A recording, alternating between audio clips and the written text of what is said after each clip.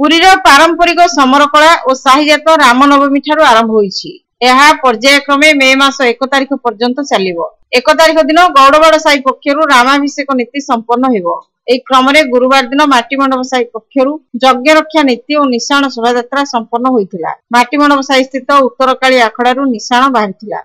दक्षिणकाली मंदिर रे निशाण पहुंचीबा परे सेठारे पूजा अर्चना करा जायतिला। उत्तरकाली आखड़ारू शोभायात्रा बाहरितिला। 800 आखड़ार मुरबी माने माटीमंडप साहिर बादी साही कालिका देवी साही को जाइथिले। वीरवाद्यर ताले ताले नागा नृत्य कलाकारनक द्वारा प्रदर्शित होइतिला। साही बासिंदा माने रास्ता घाट और निज निज द्वार सम्मुखरे दंडायमान होई विलंबित रात्र पर्यंत साहिजातर पटुआर शोभायात्रा उपभोग करथिले। हरचंडी साही पक्षरु यज्ञ रक्षा पर्व प्रदर्शित होइतिला। नाककान तथा सुबाहु और मारीच असुर बाहरी श्रीमंदिर को जाई ठाकुरंक नीति सह सामिल होइतिले। यज्ञ रक्षा नीति अवसर में श्रीमंदिर में संध्या धूप पर दक्षिण घर भोग सरी आज्ञामाल पाई श्रीराम और लक्ष्मण पालिंकी विजे होई जगन्नाथ बल्लभ मठ को जाइथिले।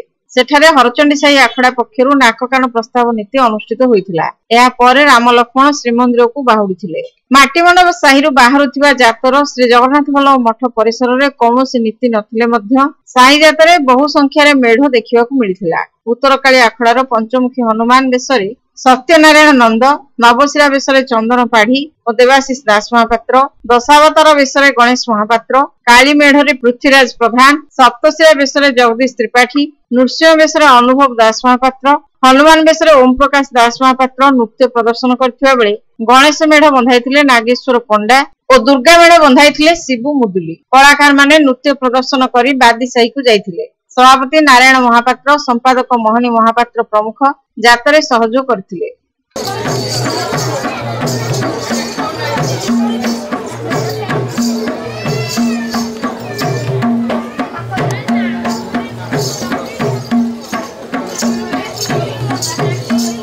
कहीं गले श्री राम लक्ष्मण दैत्य गुरु शुक्राचार्य यज्ञ पूजा हो उत्पन्न राम नब्बे श्री राम काटे Shri Ram Lakshman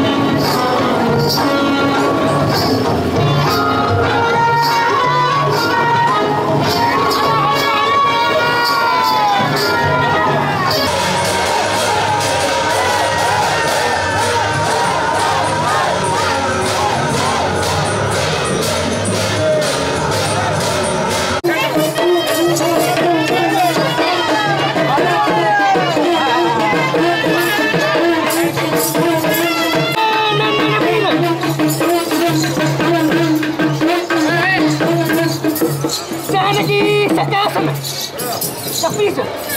Bruciato! Ma non cavo anche!